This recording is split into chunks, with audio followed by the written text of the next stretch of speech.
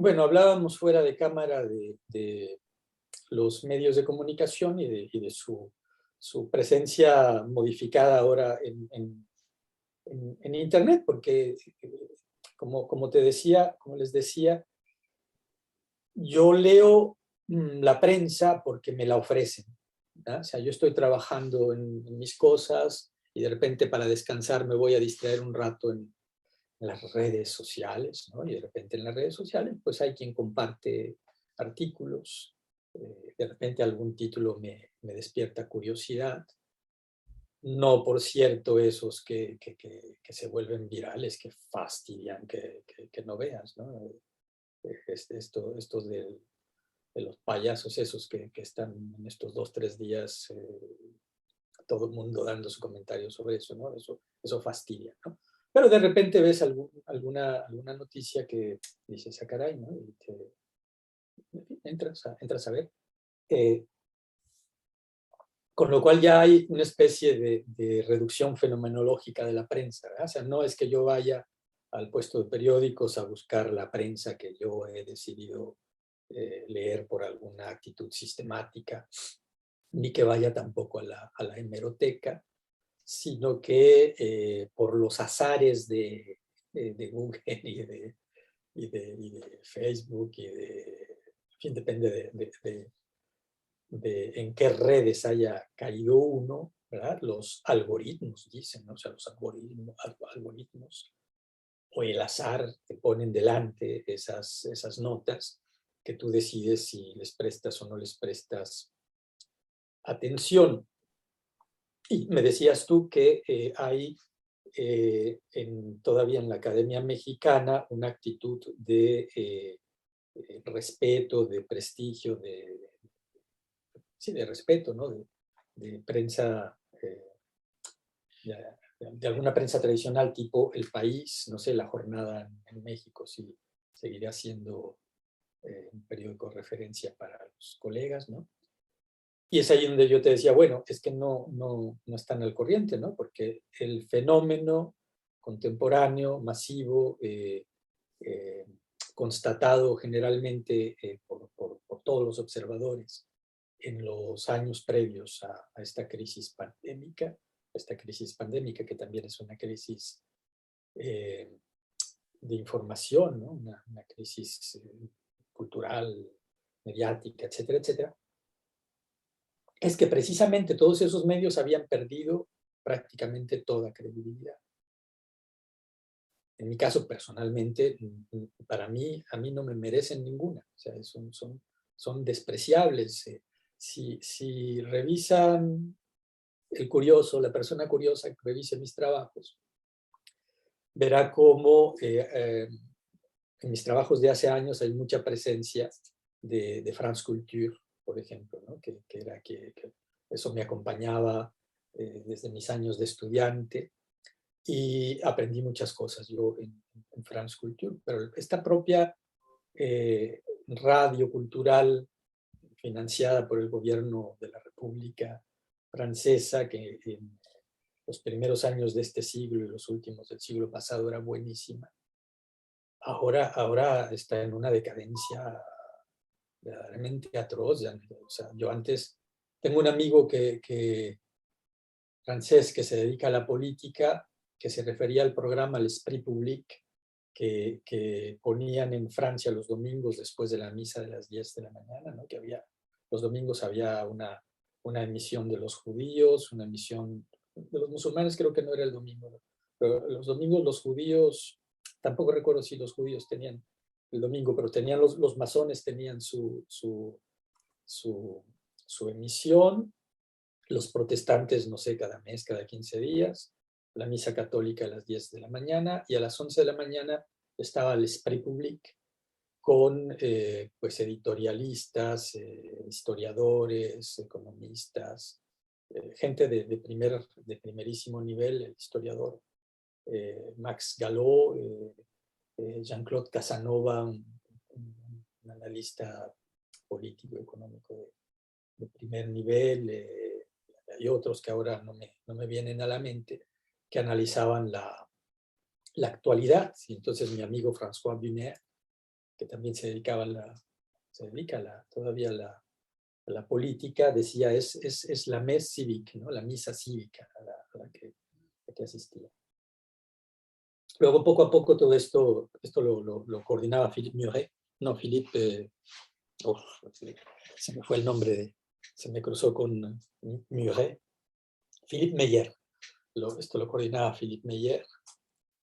Y eso poco a poco se fue degradando, tuvo invitados de menor calibre en los años posteriores, hasta que al final lo corrieron a él y aquello se volvió ya un asunto de estricta propaganda, donde lo único que escuchas es a apologistas de la versión oficial, políticamente correcta, etcétera, etcétera. Entonces eso ya es algo verdaderamente ininteresante, y ese fenómeno que se ve en l'esprit public, en misiones como l'esprit public, se ve en general en todo el medio, en toda la radio, y yo no soy un observador en fin, no consumo yo tanto medios a otros niveles, pero hasta donde alcanzo a ver por mi propia cuenta y hasta donde los observadores hacen análisis que puedo recoger,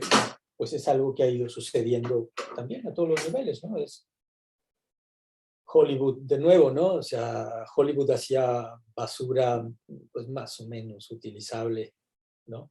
Pero cada vez esa basura es más deleznable, ¿no? O sea, ahora mismo es absolutamente indigno que alguien pierda su tiempo ocupándose de lo que hace Hollywood, ¿no? O sea, no tienes otra cosa que hacer, ¿no? Entonces, bueno, esa es un poco la situación en la que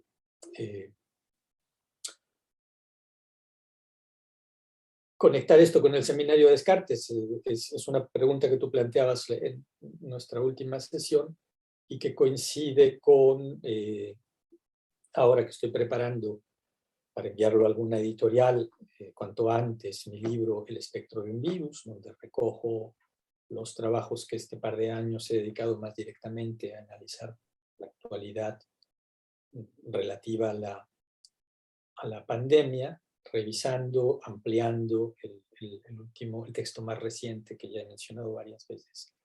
Aquí, esa ciencia que se titula Esa ciencia que dicen y redicen que nos salvará, que escribí para los cuadernos de pesimismo y que, bueno, pues lo recojo en este libro, ampliándolo, justamente ampliando ese pasaje en el que es un pasaje ya de cierre,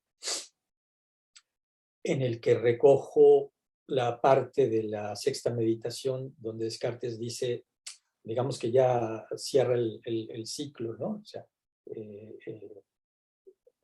y el argumento del sueño, que es el momento más alto de la duda metódica en el discurso del método, aunque no lo sean las meditaciones metafísicas, tiene que recuperarlo en la sexta meditación, donde ya está recuperando el mundo, ¿no? Y en ese trabajo, pues muestro cómo pues esto tiene que ayudarnos a comprender precisamente el mundo en el que vivimos, porque estamos o sea, ellos mismos lo dicen con cierta, no lo sé, o sea, porque encima de todo son películas que ni he visto, ¿no? O sea, no sé qué parte vi yo de Matrix, ¿no? En la tele, una cosa, mientras sucedía, en fin, la vi, no la vi, ¿no? Porque además son películas de una calidad absolutamente indignas de que se las esté citando, ¿no? ¿Por qué hablas de una obra tan deleznable como Matrix? Bueno, pero en fin, resulta que este mundo onírico que están construyendo ellos mismos hacen su disque crítica en películas chafas como esa, ¿no? Y sin embargo, pues el problema es bastante serio y este texto de Descartes te lo muestra muy bien, ¿no? O sea,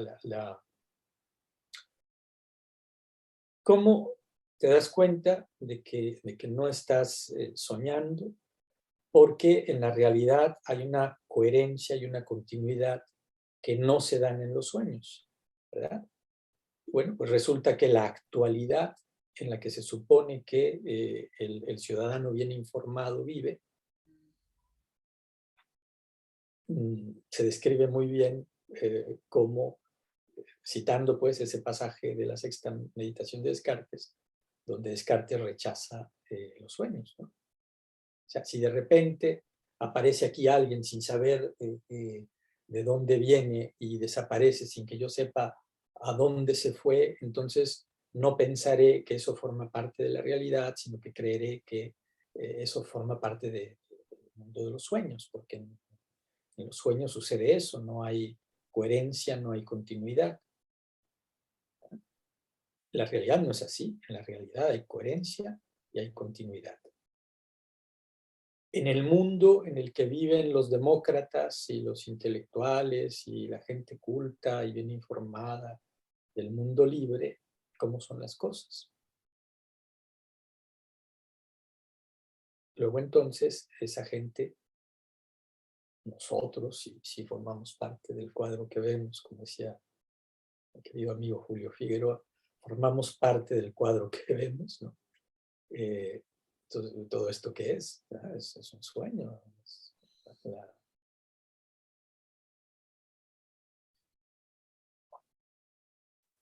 A propósito de pestes, ¿no? ¿Cuál era? El ébola, ¿no? Esa peste tan espantosa que hace 4 años tenía todo el mundo asustado, ¿no? O el SIDA, o el SIDA, ¿no? O el SIDA, ¿no? Esas enfermedades dejaron de existir, ya no son una amenaza, ¿no? O ahora mismo, que dicen muchas personas, ¿no? Muy bien, está la guerra esta de Putin contra Ucrania, contra Occidente en Ucrania, ¿no? Se podría decir. ¿Y qué pasa con las otras guerras? ¿No? Las otras guerras no existen. O sea, sí. Pero más allá, pues, de un ejercicio de medios alternativos, que también es un poco el peligro, ¿no? El medio alternativo o el crítico del sistema, ¿no? Se queda de alguna manera también prisionero del sistema. Y lo que hay que hacer es una crítica filosófica, una crítica más sistemática, más radical, que nos permita encontrar pues un criterio de verdad y una norma de acción, ¿no?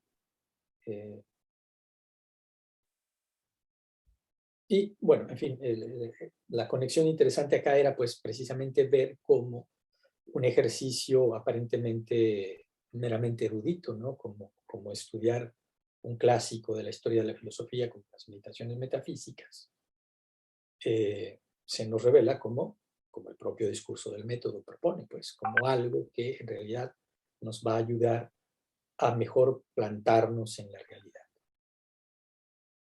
¿Cómo ven?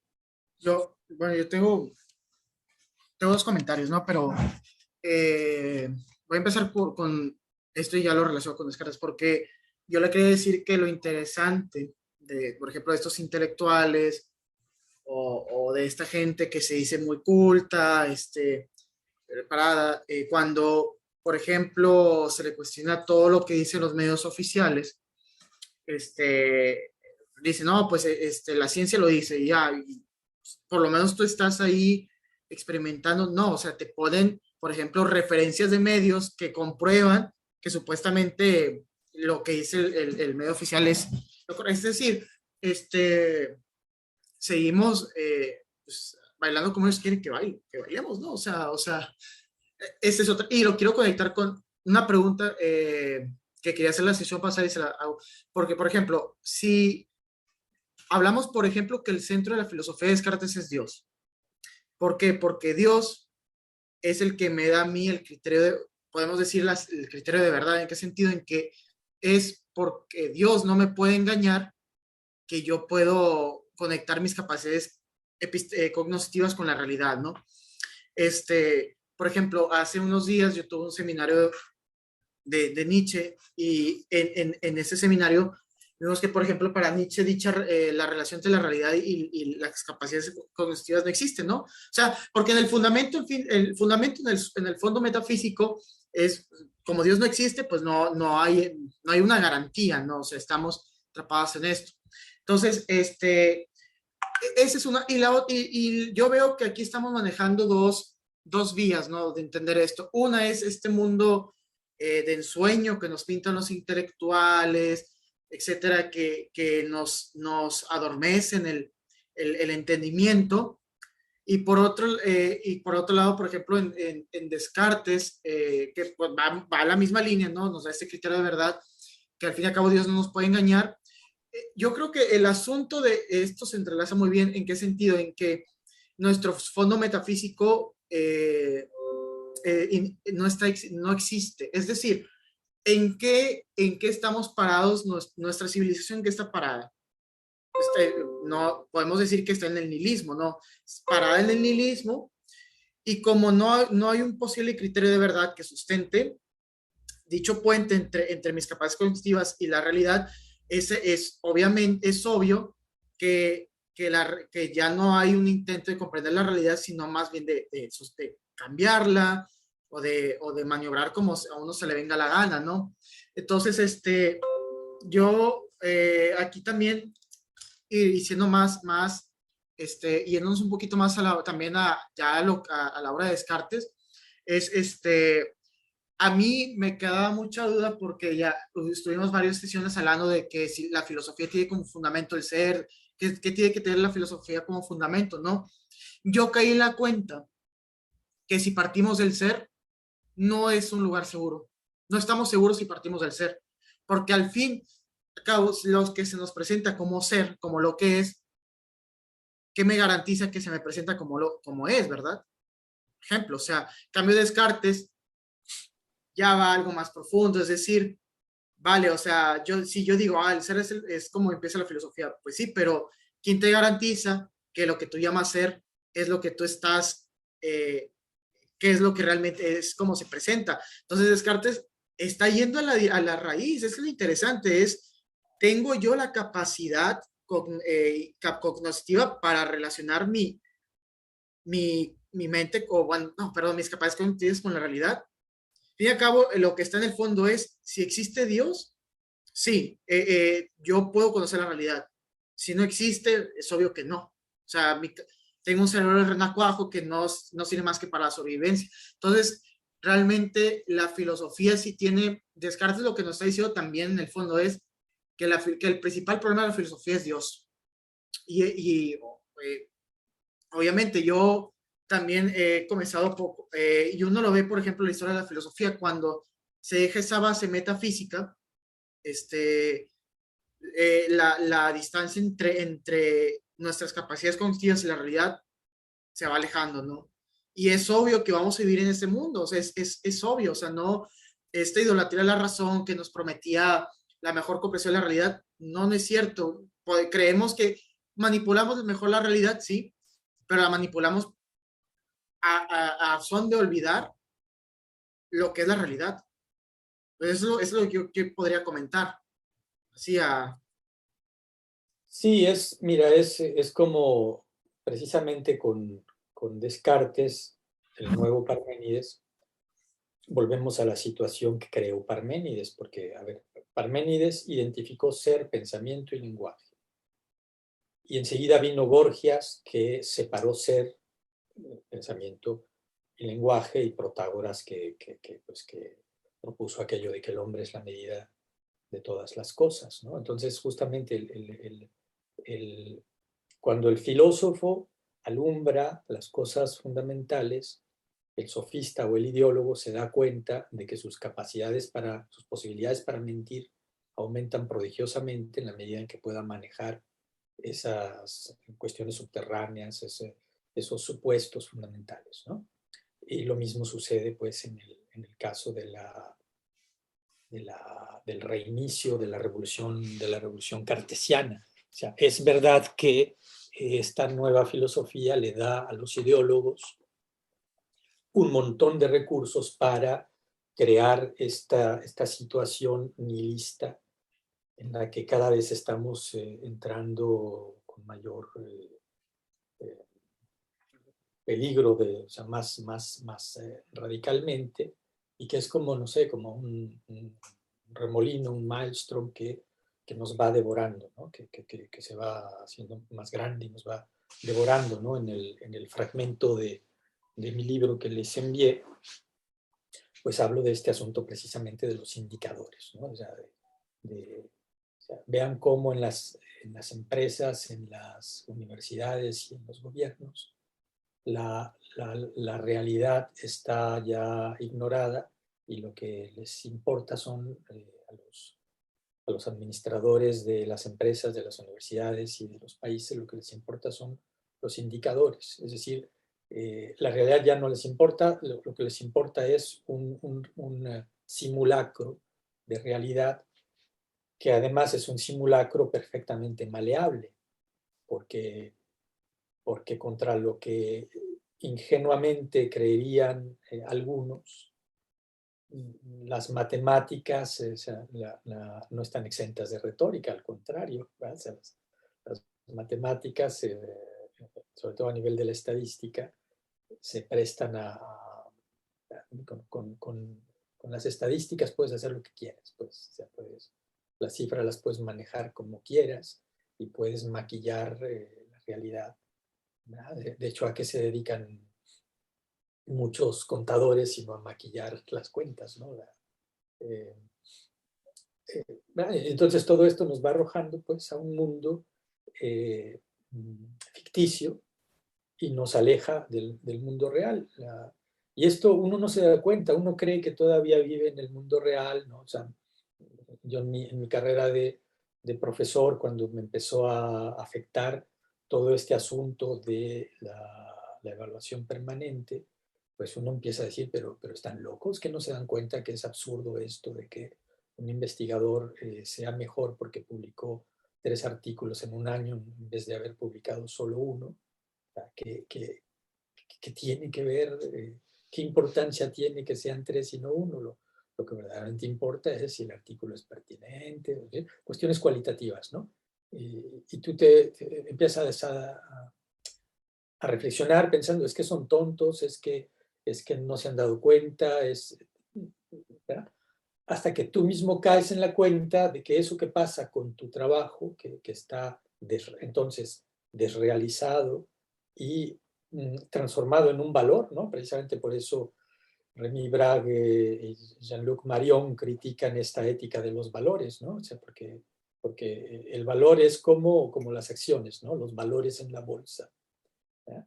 Entonces, precisamente caes en la cuenta de que tu trabajo intelectual, de que tu trabajo académico se ha transformado en eso, en un valor bursátil cuyo valor es simplemente su apariencia. Y su apariencia, pues en esa retórica comercial, en esa retórica bursátil, pues, de las cifras, ¿no? Y entonces ves cómo van llegando los rankings y cómo los países y las instituciones se entregan jubilosos a este asunto de los rankings, que además pues tienen toda su seducción, ¿no? De que a ti individualmente te rankean a tu nivel para que tú te sientas, en fin, desde las calificaciones que uno recibía como estudiante, ¿no? En los exámenes, ¿no? Hasta, por ejemplo, el Facebook que está jugando a eso. El Facebook te dice, esta publicación tuya tiene tantos likes, tantas visitas, tantas, etcétera, etcétera, ¿no? Entonces, si se fijan, a todos los niveles, esta realidad virtual y engañosa, absolutamente mentirosa, ¿no?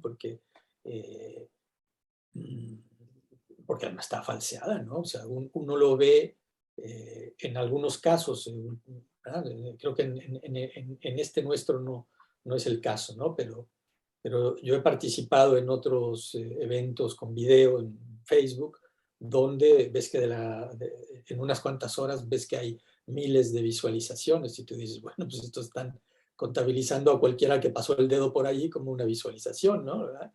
Entonces eso es absolutamente falso, absolutamente engañoso, sin siquiera ponerse uno a pensar en cosas más mentirosas o más mendaces que esas. ¿verdad? O sea,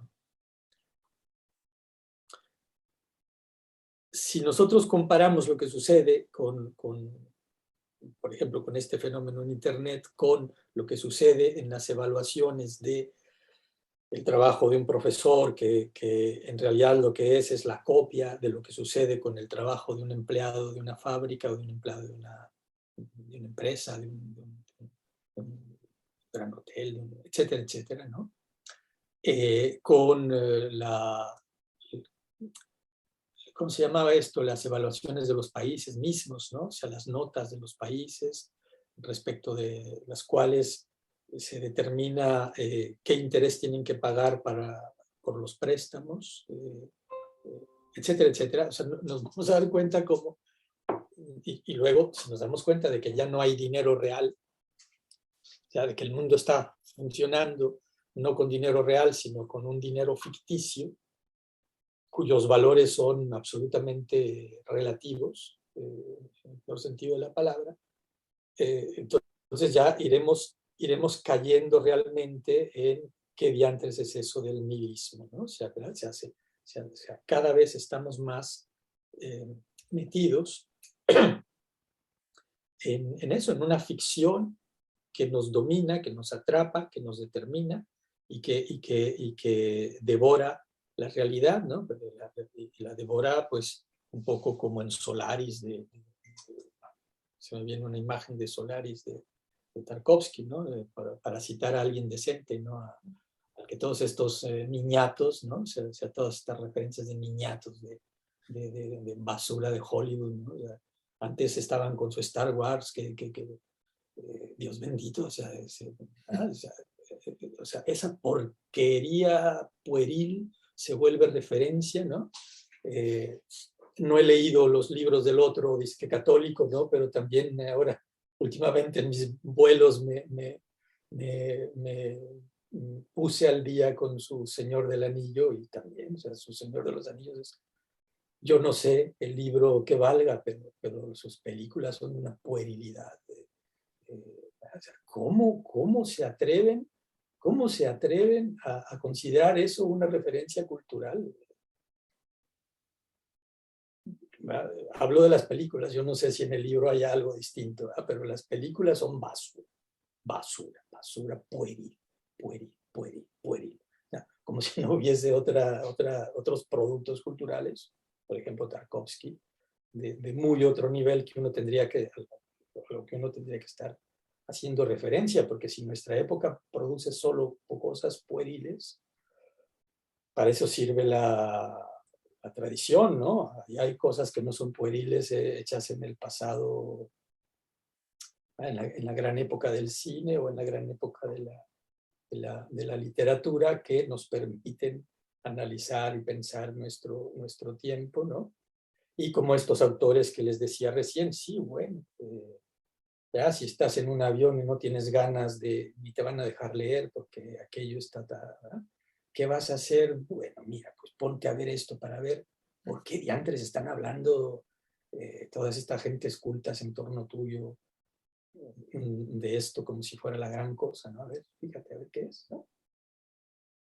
Igual autores como Michel Onfray, como estos que estaban en la antología esta de la sopa de Wuhan, etcétera, etcétera. Bueno, sí, de repente vamos a asomarnos para ver qué hay allí, ¿no? ¿Ya? Pero o sea, eso sí, es algo que tienes que hacer, asomarte para ver qué es.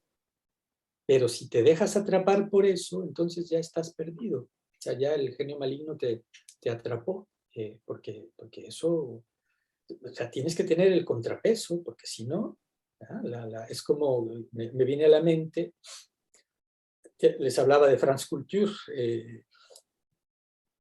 algo que no, hace muchos años que no escucho, la Vicom, no es la Vicom Elba, esa desapareció. Hay una periodista estupenda, Sonia Kronlund, que tenía un programa, no recuerdo ahora el título, ¿no? Pero era, en fin, con su equipo de grabación ella se metía, por ejemplo, entre las prostitutas, ¿no? Y entre las prostitutas encontró una vez un dominico que las asistía, ¿no? O sea, que iba allí a donde estaban ellas. Haciendo su trabajo para ver qué podía hacer con ellas, ¿no? Pero este dominico, antes de hacer eso, como era hombre y tiene carne, ¿verdad? sea, tenía muchas horas de oración antes de ir a tratar de rescatar lo que pudiera de estas pobres mujeres, ¿no? ¿Ah? Porque si con el pretexto de también hay que tomar en cuenta esta dimensión de la realidad, ahí vas, ¿verdad?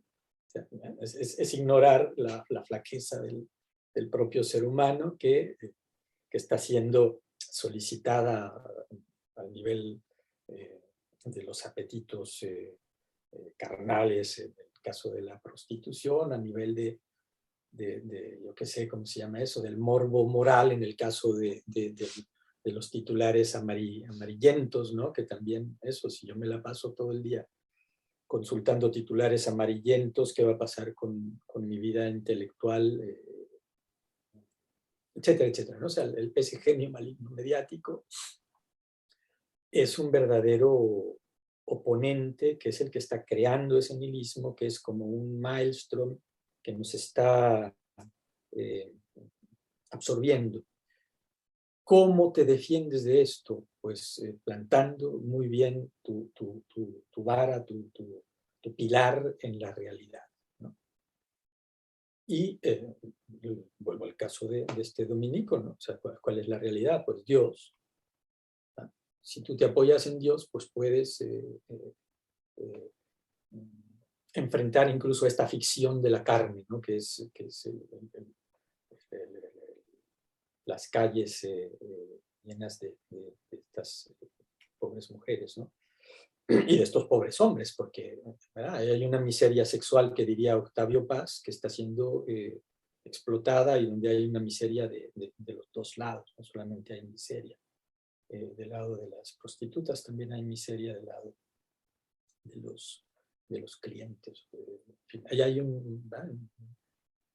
una situación precisamente muy ficticia, muy falsa, ¿no? Una falsa satisfacción, una falsa relación, etcétera. Habría que hacer toda una fenomenología de eso, pero regresando al término de análisis, ¿no? ¿Cómo se defiende cómo se defendía? Pues, no sé si seguirá. Hace muchos años que escuché este reportaje, ¿no? ¿Cómo se defiende a alguien en la situación de este dominico? Teniendo una vida espiritual bien fuerte, ¿no? Es decir, teniendo un verdadero anclaje en la verdadera realidad que es Dios, ¿no? Y a su vez, ¿cómo el intelectual contemporáneo, el universitario contemporáneo, el investigador actual puede relacionarse con este genio maligno mediático, insisto, en mi metáfora, sin que éste lo devore, solamente si tiene una vida cultural, una vida intelectual, asimismo, y una vida espiritual, por supuesto, también, bien anclada, sólida, ¿no? ¿Cómo ven? Pero también, no sé, porque no, por ejemplo, hay un campesino, un obrero que no tiene una vida intelectual y fue inclusive, hay una anécdota, no recuerdo de ese señor un español, que decía que los pastores de los Pirineos eran las personas más inteligentes que él había conocido, ¿no? Quizá, no, ¿a qué se refiere esto en una vida intelectual fuerte? Porque uno nota, por ejemplo, que la gente que vive fuera de esta cuestión mediática, etcétera, tiene mejor relación con la realidad que los que van a la universidad. ¿Me explico? Claro, bueno, pero en este caso, pues abramos los trabajos y los días de Hesíodo y empecemos a leer. ¿Eh? ¿Qué saber es el que pone en verso Hesíodo allí? Dice Descartes, es un saber del cuarto grado del conocimiento, es como una conversación, no con cualquier hombre, sino con los hombres escogidos, más cultos de su tiempo y de otros tiempos, y que está bien organizada esa conversación, ¿verdad? Entonces es como si sistematizaras tus conversaciones con un campesino, con un marinero, etcétera, etcétera, ¿no? Entonces, la propia alta cultura, en este caso Hesíodo, te está diciendo que de ninguna manera es despreciable el saber de un campesino o de un marinero o de cualesquiera oficio, pues, de cualquier persona que tenga un contacto serio, maduro, con la realidad, ¿no? Y bueno, precisamente esa gente tiene una vida intelectual en la medida, el albañil que aunque no sea arquitecto, tiene que levantar una casa que no se caiga, porque si se cae la casa que está levantando ya no le van a contratar para, ¿verdad? Entonces él tiene que resolver realmente el problema práctico que tiene cuando decide si a ese muro le pone o no le pone castillos, etcétera, etcétera, ¿no? O sea, son personas que están en diálogo, en contacto con la realidad.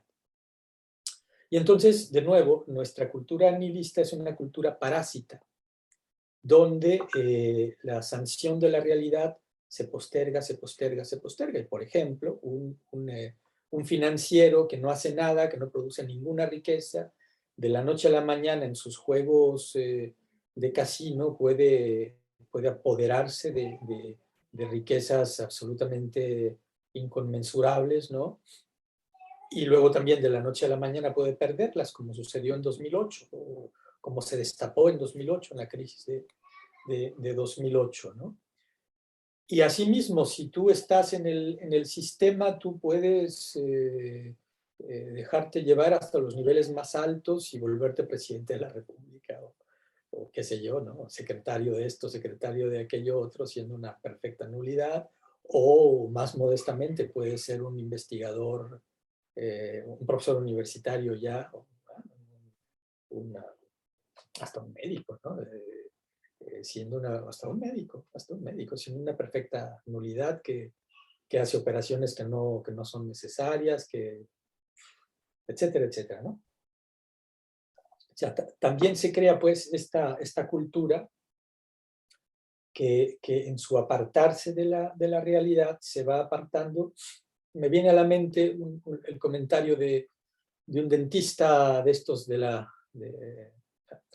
tradicionales, ¿no? De estos que tienen su propio consultorio, ¿no? Que comentando ahí con su aprendiz o su ayudante, lo que fuera, ¿no? La joven dentista que estaba con él, ¿no?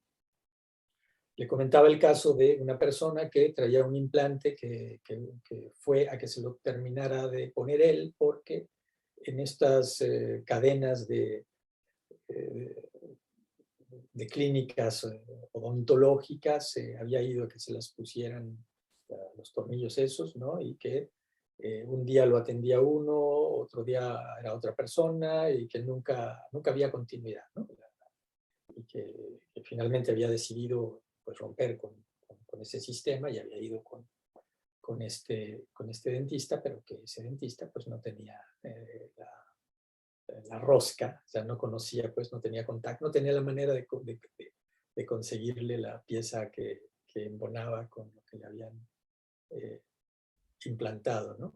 Y esto coincide un poco con, creo que aquí mismo en el seminario comentábamos eso, ¿no? Con esta imposibilidad que como profesor me fui dando cuenta que tenía de acompañar a los estudiantes, precisamente porque se daba la movilidad famosa, ¿no? Entonces, lo que hay ahora es como una especie de sopa de ajedrez, de dominó, ¿no? O sea, a la hora de la sopa. O sea, se mueven todas las fichas y entonces precisamente nadie puede anclar las cosas en la realidad, ¿no? O sea, y todo el sistema está hecho para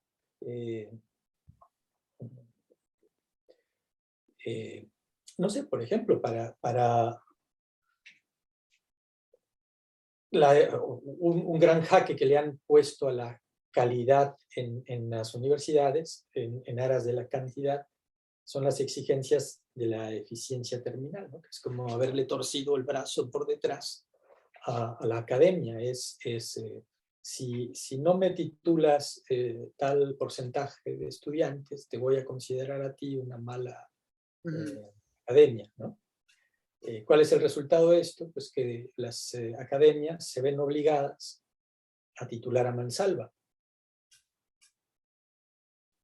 Y entonces ya les importa un bledo si el estudiante merece o no ser titulado. El asunto es que si no lo titulas, te estás metiendo autogol, porque entonces Si tú lo repruebas, te estás autorreprobando. Si tú lo aplazas, te estás autoaplazando. Entonces se crea todo un sistema absolutamente desquiciado y alejado de la realidad, donde lo que mandan son los indicadores, lo que manda son las estadísticas.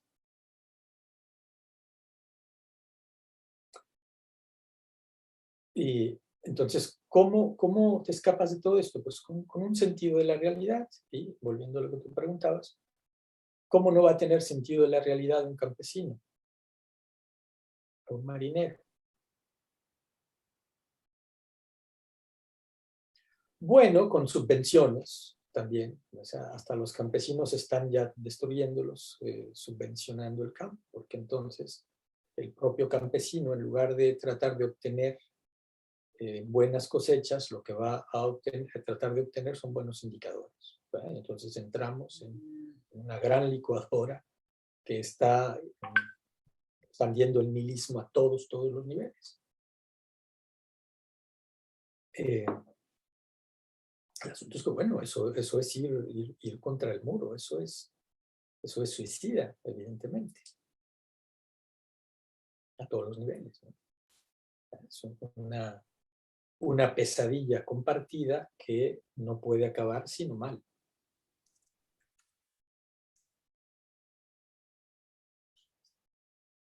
¿Cómo te sales de eso? Bueno, pues el libro más reciente de René Brach en lengua española, a ver si lo tengo por aquí, que me lo acaba de mandar, pues nos propone algo, ¿no?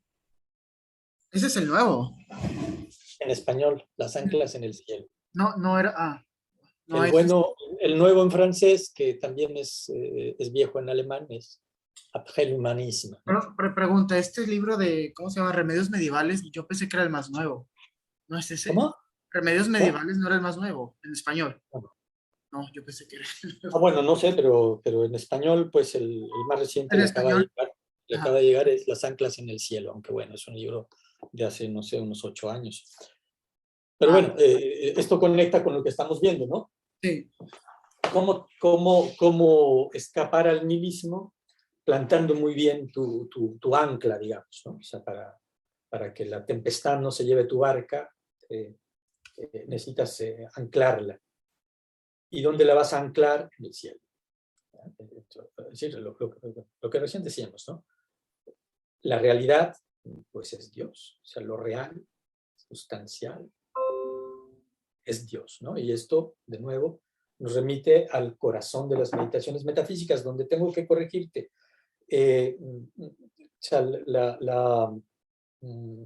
hay que precisar, pues, los 2 primeros principios de la filosofía en Descartes son correlativos. ¿Verdad? O sea, el yo soy, yo existo, que es el primero desde el punto de vista del orden de las meditaciones, ya me da acceso a una realidad que es la mía propia, contra lo que dicen los fenomenólogos, ¿no? O sea, contra Husserl y compañía, ¿no? Ahí ya hay una realidad yo, y por lo tanto ya hay una verdad que es la de mi existencia.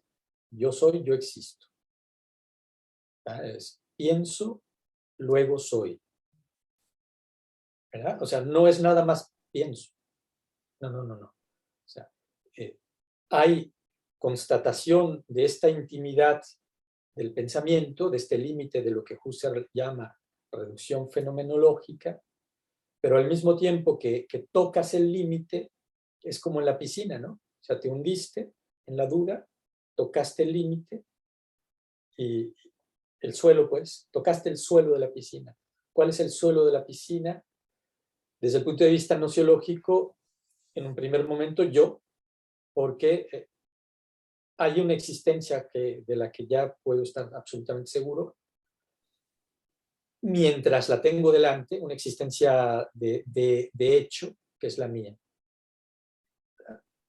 Interrogando esta existencia de hecho, me doy cuenta de que más profundamente todavía hay una existencia de hecho y de derecho, que es la de Dios.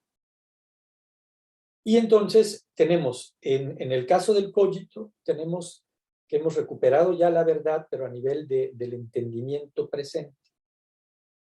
todo esto es muy importante para luego la objeción del círculo.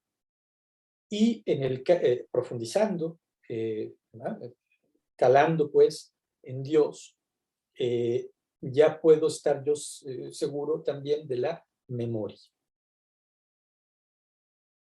¿Ya? O sea, el genio maligno puede o no puede engañarme cuando yo sumo 2 más 3. El texto de las meditaciones metafísicas es ambiguo a este respecto. ¿Cómo hay que interpretar? De la siguiente manera. O sea, si tú atiendes al pensamiento matemático 2 más 3, no te puede engañar. Pero si tú atiendes a la posibilidad de que te engañe, tú dejaste de atender al 2 más 3 y atendiste a otra cosa que es la posibilidad de que él te engañe y tu fragilidad. Y entonces ya dudas no de que no del pensamiento claro y distinto, inmediato, presente de 2 más 3, sino de tu recuerdo de que eso es claro y distinto y que se impone de suyo. ¿Ya? Aquí es donde luego se va a dar la confusión del argumento del círculo. ¿Verdad? O sea, aunque no sepamos que Dios existe, las verdades claras, las ideas claras y distintas se imponen de suyo, son como dirá luego Spinoza, la verdad es prueba de su verdad. O sea, la verdad se manifiesta a sí misma. ¿Verdad? Pero como yo no soy Dios, yo no lo veo todo de golpe, sino que yo veo, pone Descartes la metáfora de la cadena, ¿no? Hay una cadena que es la realidad, o sea, una concatenación de hechos, de realidades, de sustancias, de atributos y de modos de estos atributos. En esta concatenación de lo real, de la creación, pues yo veo 3 eslabones a lo sumo. Y cuando veo el 4.º eslabón, el primero ya no lo veo. Y cuando veo el 5.º ya no veo ni el primero ni el segundo. ¿Verdad? O sea, mi atención, la deducción que él llama intuición en movimiento, pues es muy limitada, muy fragmentaria. Y entonces yo solamente podría tener, pues muy poco, prácticamente se reduciría al cogito y a las verdades matemáticas más simples, lo que yo podría conocer a este nivel, ¿no? Sin demostrar la existencia de Dios y con la existencia de Dios, pues el buen orden que hay en todo y en mi propia naturaleza cognitiva, en las facultades que Dios me ha dado para conocer y en la memoria. Entonces, es la memoria la que me permite a mí conectar. Y entonces, justamente, porque ¿cómo sé yo que no estoy, ¿verdad? Si anoche soñé algo que a mí me resultó muy vívido y yo creía que estaba en una situación distinta de la que estoy, incluso que era, pues, o alguien, sí, o un niño, un anciano, un médico, un ingeniero, ¿verdad? Uno puede soñar unas cosas muy disparatadas, ¿no? ¿Cómo sé que al despertar, cómo sé que lo real es esto de ahora que estoy despierto y no lo de ese sueño que era tan vívido como, pues, porque mi vida de despierto tiene continuidad, coherencia, y aquello no, aquello, anoche soñé que era yo ingeniero y dentro de, qué sé yo, 3, 4 meses soñaré que soy un niño, un anciano, yo qué sé, ¿no? ¿Cómo ven?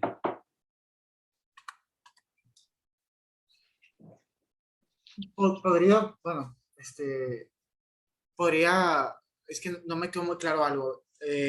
Por ejemplo, estas verdades, por ejemplo, matemáticas del 2 más 2 es igual a 4, es que yo lo he interpretado así, quizá yo me he equivocado, no. Ni siquiera la suma de 2 más 2 es igual a 4. Si, por ejemplo, mi entendimiento no es apto para ello, no lo puedo dar como seguro. ¿Me explico? ¿Por qué? No sé si lo entendí bien. ¿Por qué, si no he demostrado antes la existencia de Dios, porque ese 2 más 2 es igual a 4 si es algo verídico? No sé si me explique. Sí, porque ahí no hay mediación, ¿verdad? O sea, cuando tú haces, o sea, por eso es muy importante dudar, porque entonces estás pensando, aunque tu pensamiento sea la duda, o sea, tu modo de pensar sea la duda, estás pensando. No estás nada más hablando de pensar, sino que estás pensando, ¿no? Que es un poco los dos niveles en los que nos movemos en el ejercicio de la filosofía, ¿no? No es lo mismo pensar que hablar sobre pensar. Son dos cosas distintas, y en las facultades de filosofía se hace sobre todo esta y rara vez se hace esta otra, ¿no? Entonces, cuando tú realmente estás pensando, no puedes pensar otra cosa, sino cuando piensas en ello, sino que 2 más 2 son 4, no puedes pensar otra cosa. Puedes, o sea, Leibniz daba también el ejemplo del movimiento más rápido de todos, o el círculo cuadrado, ¿verdad? O sea, hay una ficción de pensamiento, pero realmente no estás pensando. O sea, tú puedes jugar, autoengañarte, porque te colocas pues en un nivel vago de pensamiento, no en el pensamiento claro y distinto. Y tú te puedes figurar, puedes fingir que piensas el círculo cuadrado. Pero si pones atención a lo que estás diciendo, verás que no puedes pensar el círculo cuadrado.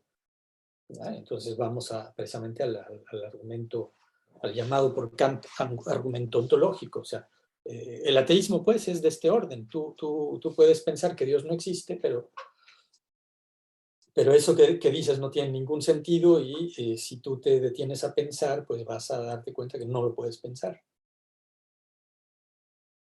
Entonces simplemente estás en este embrollo, fingiendo que piensas, pero estás en una especie de remedo de pensamiento, no estás pensando. Entonces, cuando tú piensas y llegas a este nivel de atención, no puedes pensar sino lo que se te impone a este nivel, que en el caso de las matemáticas es inmediato, ¿verdad? Entonces, tenemos que regresar a la clasificación que hace Descartes de las ideas entre ideas Adventistas, inactas. y ficticias, ¿no? Entonces, las ficticias y las adventicias te hablan de algo distinto de ellas. En cambio, las innatas no tienen esa duplicidad, por lo tanto no hay mediación, por lo tanto no se puede dudar de ellas, salvo precisamente cuando ya media la memoria. Entonces, porque 2 más 2 son 4, pero 2 más 2 más 7 más 14 más 18 más 24, ve tú a saber cuántos sean. Entonces, en lugar de 2 eslabones, pusimos 4 o 5 eslabones, y ya me rebasó. Tengo que estar muy atento como un buen tendero, ¿no? Para darte la suma de las cantidades que acabo de enumerar. Y esa atención, pues hay que ejercitarla, un buen tendero, ¿verdad? Entonces, en aritmética, el individuo común, la persona común y corriente, ve 3 eslabones y el tendero ve 7, ¿no? De un solo golpe, porque él ha ejercitado su atención, ¿no? Entonces, igual el metafísico, el filósofo que hace filosofía primera, tiene que ejercitar su atención para ver más eslabones de la cadena. Pero sobre todo hay que resolver no solo el primer principio de la filosofía, sino fundamentalmente el segundo, que es segundo en el orden de las meditaciones, pero primero en el orden de las razones. Hay una superación fragmentaria del escepticismo en este nivel de la fenomenología, precisamente, ¿verdad? En este terreno que es el que luego va a explotar la fenomenología. Pero de lo que se trata no nada más es de quedarme encerrado en mi recinto íntimo y no mediatizado, pues, y por lo tanto indudable o indubitable de los hechos de conciencia, como luego les dirán, ¿no? Sino, bueno, la realidad. Entonces, mi propia realidad y fuera de mi propia realidad, que ya los fenomenólogos ni ahí quieren llegar, ¿no? Y sobre todo la realidad de Dios. Eso es lo que permite a Descartes enseguida recuperar el mundo. Pero entonces, el cogito y Dios son correlativos. Y gracias a estos dos principios de la filosofía es que puedo recuperar la realidad.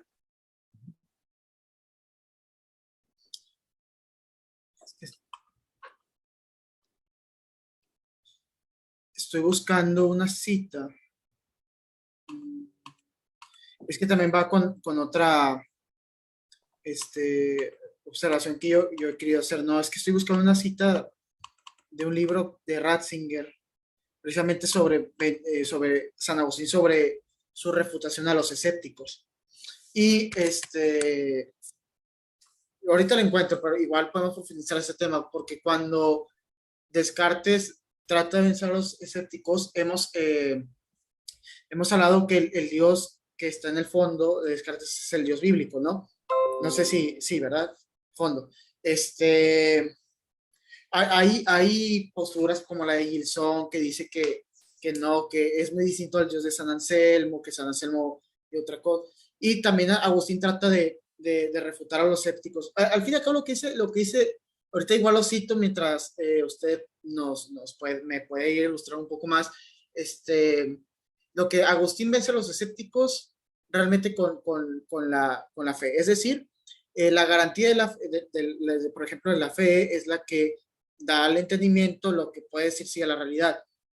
En Descartes, ¿es por la pura luz natural de la razón o si hay ahí, digamos, intervención digamos, de la fe católica? O esa sería mi pregunta. No sé si sea claro o no. Igual ahorita busco la cita. Es interesante, pero me gustaría saber usted qué piensa al respecto.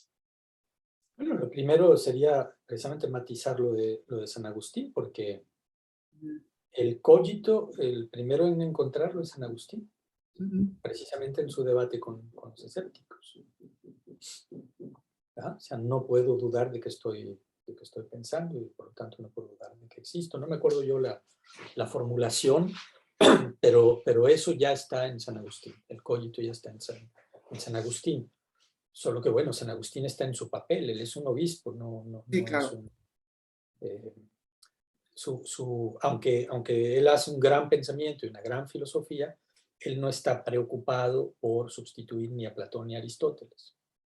Él está en otras cosas y se sirve pues del platonismo fundamentalmente, de la tradición cultural que está a su alcance, se sirve para su gran pensamiento religioso, y al hacerlo lo hace originalmente, creativamente, ¿no? En algo que, bueno, justamente dada la dimensión y la profundidad y el alcance de su obra, todo eso pues tiene que seguir siendo trabajado. Yo lo conozco también fragmentariamente. En el caso del cogito no es algo que yo me haya encontrado estudiando a San Agustín, evidentemente, es algo que eh, estudiando a Descartes, pues he ido a ver en San Agustín y he constatado que sí, efectivamente, ahí está. Entonces no te podría decir, no he hecho ese trabajo, pues cómo es que eso lo encuentra San Agustín, ni qué lugar tiene en su desarrollo intelectual, ¿no? Sí, es contra los escépticos y en Ciudad de Dios también lo estoy tratando de buscar la cita, nada más permíteme encontrar dónde está. Pero entonces justamente lo que hay que observar es que en el propio San Agustín ya está ese momento en el que la luz natural de la razón vence al escéptico. Sin que, por otro lado, San Agustín tenga la necesidad que tiene Descartes de deslindar la luz natural de la luz sobrenatural. Cosa que reencontraremos en Pascal. Pascal tampoco. O sea, Pascal, bueno, sí, en el prefacio al Tratado del Vacío hace una clasificación muy clara de los distintos órdenes de competencia, pero luego en su meditación, pues él trabaja en todos los registros, ¿no? En los tres que ahí distingue la experiencia, el entendimiento y la autoridad, ¿no? La tradición, la fe.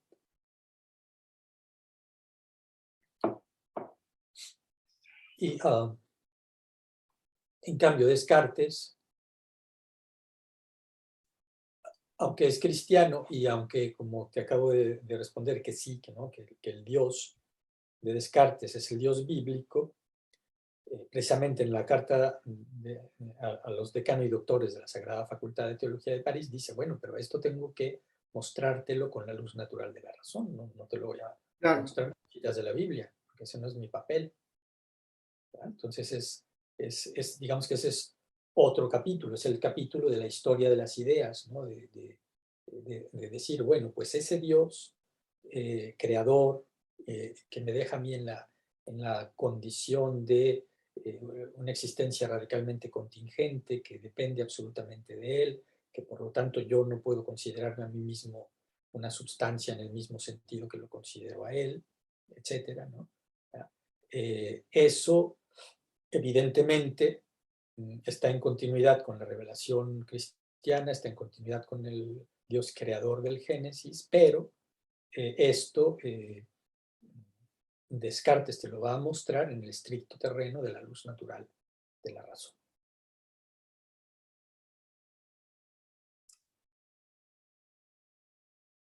Alguien le sopló, alguien le dio la pista, pues, que es su cultura católica, ¿verdad? Pero eso lo fundamentó, lo reencontró en el nivel de la luz natural de la razón.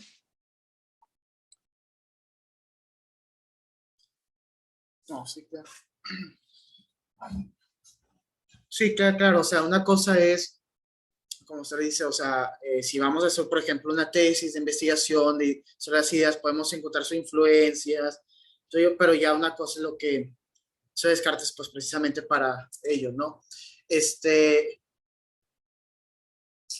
No, me queda claro, vaya, porque ya encontré la cita aquí de Ratzinger, pero ya queda además citarla, donde, por ejemplo, a diferencia de Agustín, uno lo lee en Agustín, no, o sea, Agustín termina por afirmar que el intelecto, que, por ejemplo, el cogito ya está en San Agustín, sin embargo, para superar el escepticismo no se tiene que quedar ahí, tiene que dar un salto, a cierto punto, a la fe para que ilumine el entendimiento y poder conectar con el mundo, en Agustín, ¿no? De hecho, igual al rato sí encuentro les digo la cita, ¿no? Pero en Descartes, si bien eh, está el Dios de la fe ahí, no tiene que dar digamos que no usa sí está la fe ahí, las cuestiones teológicas están ahí, pero es con la pura base natural de la razón. No tiene que recurrir en sí a la fe. No. Lo que él te está proponiendo, en principio, dice, es válido para turcos y para cristianos. En principio, ya luego justamente habrá que ver si el turco quiere hacer la duda metódica, ¿no? E incluso el cristiano, porque como hemos visto hay un montón de cristianos que no quieren hacer la duda metódica, ¿verdad? Pero en principio eso es válido para cualquiera que quiera pues hacer pensar pues con rigor, con toda la atención que las meditaciones requieren.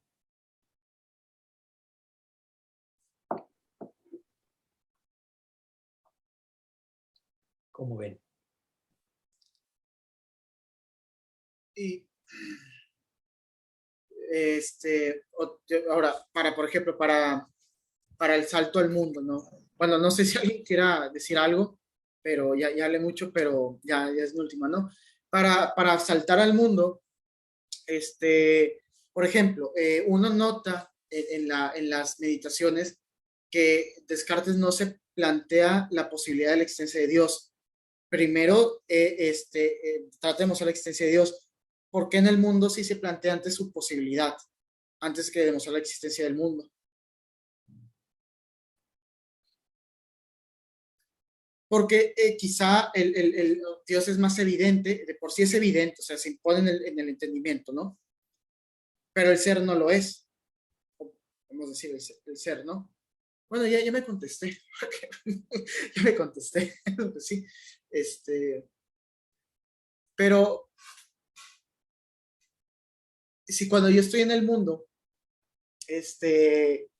el mundo, que es una sustancia que es esta res extensa, ya ahí en sí ya no podemos hablar de sustancias tipo aristotélicas, o sea, por ejemplo, la sustancia de la silla, no, o sea, son modos nada más de una sola sustancia, que me permite a mí no andar multiplicando al ser muchas veces, ¿no? Pero bueno, ese sería un pequeño comentario que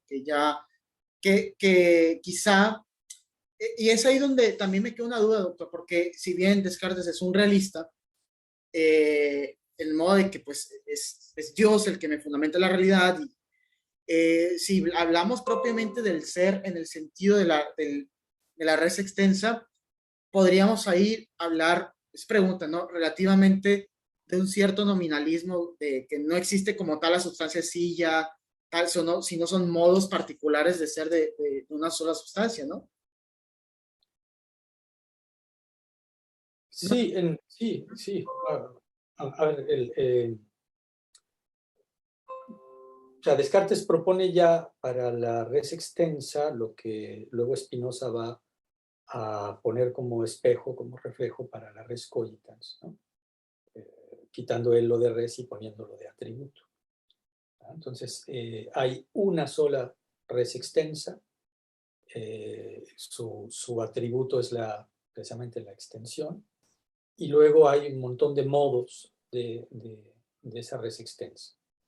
De tal forma que para el físico no hay una distinción esencial entre un cuerpo y otro, entre un cuerpo animal, digamos, entre yo y mi gato, yo y mi perro, yo y mi familia, ¿no? O en un salón de clase, pues todos los que estamos allí en ese salón de clase, pues somos un conjunto de una porción de la materia que está interactuando, ¿no? O sea, como mi brazo, pues son huesos, son músculos, son tendones, son sangre circulando, impulsos nerviosos circulando. Entonces, desde el punto de vista de la física, ahí no hay más que una sola res, que es la res extensa. Luego, en cambio, en el pensamiento, en la persona, pues, no en los animales en principio, sino en la persona, y no que Descartes demuestre que las bestias no tienen alma, sino que vuelve la hipótesis más o menos innecesaria desde su punto de vista de físico, digamos, ¿no?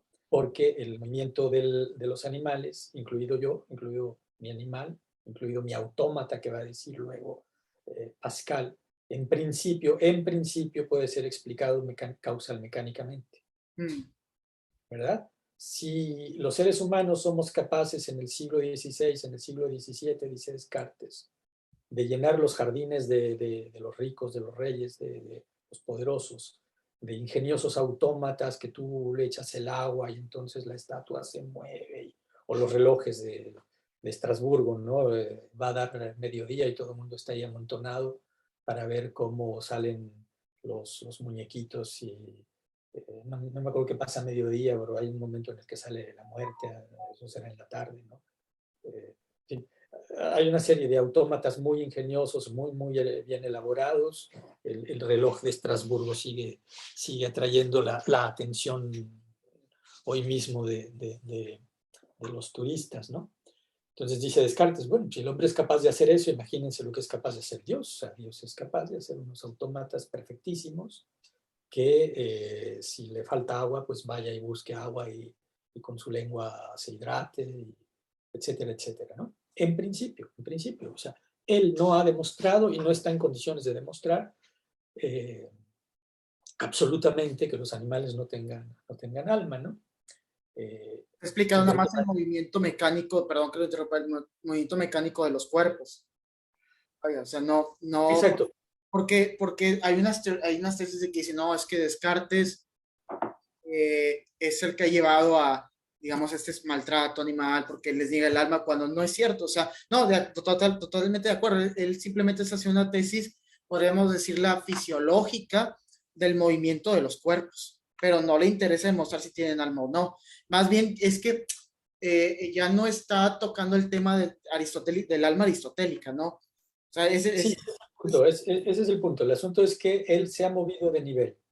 O sea, el realismo ingenuo, es lo que al final él va a rescatar y lo va a poner en su lugar. O sea, no es que él refute el mundo aristotélico tomista, no lo refuta, lo reubica. Y filosóficamente hablando, profundiza, se mete a un nivel en el que ese pensamiento no cala, pues.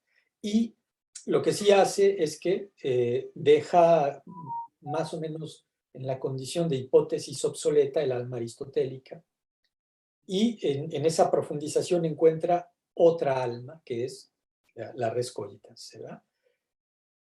En la quinta parte del discurso del método nos da la pista fundamental aquí. O sea, cuando descubro yo otra alma, como la mía, o sea, que es una res cogitans, una sustancia análoga a la de Dios, pero en el orden del pensamiento, y que, a diferencia de la sustancia extensa, en este caso, es plural. ¿Por qué sé que es plural? Porque la res cogitans es fundamentalmente libre, ¿ya? Que es ahí donde yo propongo el paralelismo entre Descartes y Calderón. Mm. Antes incluso que el cogito, hay algo fundamentalmente primario que encuentra Descartes en las meditaciones metafísicas, es su propia libertad, ¿verdad? Porque es su libertad la que le permite hacer la duda metódica. O sea, la libertad está supuesta en todo momento. Y frente al genio maligno, incluso antes de llegar al cogito, le queda todavía la posibilidad de suspender el juicio, de abandonarse a un escepticismo total, ¿verdad?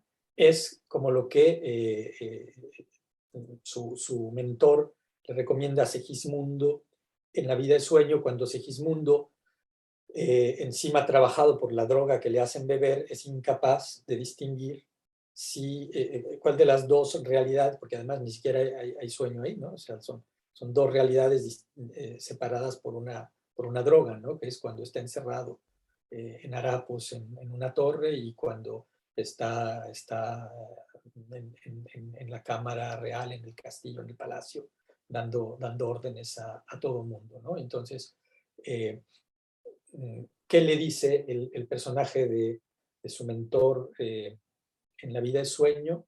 El bien no se pierde ni en sueños. Claro. La libertad, la libertad de optar por lo bueno. Entonces, es esa dimensión en la que cala también. Entonces, Descartes no sería el primero, ¿no? Habría que ver esta cultura jesuítica, es lo que me hace pensar a mí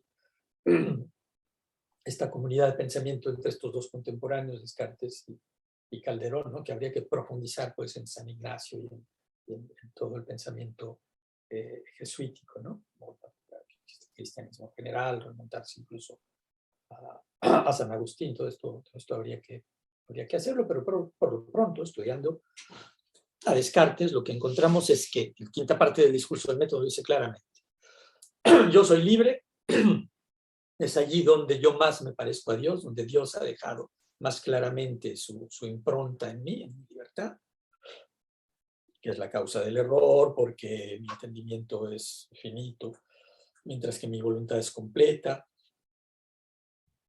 prácticamente completa como la suya, como la de Dios, mientras que mi entendimiento es absolutamente incomparable con el de Dios, ¿verdad? ¿Cómo sé yo que no soy el único ser personal que anda por aquí? Precisamente cuando descubro la libertad del otro, cuando descubro que el otro no es un autómata, Claro. cuando el otro no puede ser explicado causal mecánicamente. Que esto lo vemos ahora, Descartes habría estado muy divertido, ¿no? Con el chat en línea, con las llamadas.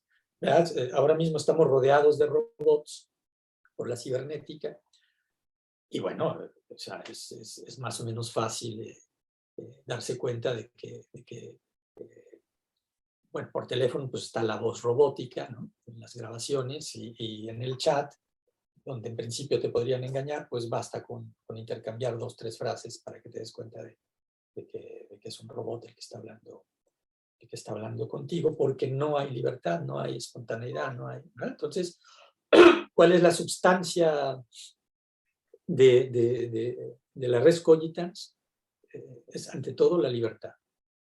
Y resulta que libres somos un montón, ¿verdad? Entonces hay una pluralidad de almas en este sentido. Y encontrar esto en un perro, por hablar del animal que nos es más cercano, o en un gato, ¿no? Los delfines estos, los chimpancés, ¿no? Pues no es tan evidente, ¿no? No es tan evidente. De nuevo, el Internet está lleno de grabaciones que te harían pensar, ya, bueno, pero en fin, o sea, tú te pones ahí a grabar ensayos, hasta que parece que el animal está haciendo algo espontáneo, pero de nuevo estamos en un mundo ficticio que quiere ocupar el lugar del mundo real, y la persona que realmente, el campesino, que tiene experiencia de los animales, no se traga el cuento, mientras que el citadino, que apenas si tiene experiencia de los animales, pues le pueden tomar el pelo, haciéndole creer que los delfines hablan, esas cosas. Por supuesto. Sí, porque se queda una especie nada más de puro mecanicismo, pero se olvidan de la dimensión, podríamos decir, personal, racional en serio, o sea, porque a veces, fíjese que lo racional ha quedado reducido a lo mecánico, cuando va más allá de eso. Entonces, esas ideas son este encuentro con las ideas eternas, inclusive, ¿no? Va más allá de eso. Pero yo sí, ahí sí me hace algo ruido, ¿no? El mecanismo no podría realmente estar, el mecanismo cartesiano no podría estar cerca de los proyectos baconianos. Hay una evidente influencia. El asunto es que, no obstante que la haya, la influencia, no por eso vamos a reducir a Descartes a la condición de discípulo de Francis Bacon. Eso sería absolutamente ridículo, ¿no? O sea, Bacon es un ideólogo, Descartes es uno de los más grandes filósofos de la historia de la filosofía, y evidentemente las utopías baconianas, aunque conecten con el proyecto cartesiano, pues están rebasadas, ¿no? Están, esto que había en Bacon, que nos lo reencontramos en Descartes, en Bacon es la pieza principal y prácticamente toda la sustancia de lo que hay en él. En Descartes es una pieza más de un pensamiento mucho más complejo, mucho más profundo, ¿verdad? Donde precisamente, es lo que he subrayado yo en mis trabajos, hay un matiz que no hay en Bacon, ¿no? Que es el cómo.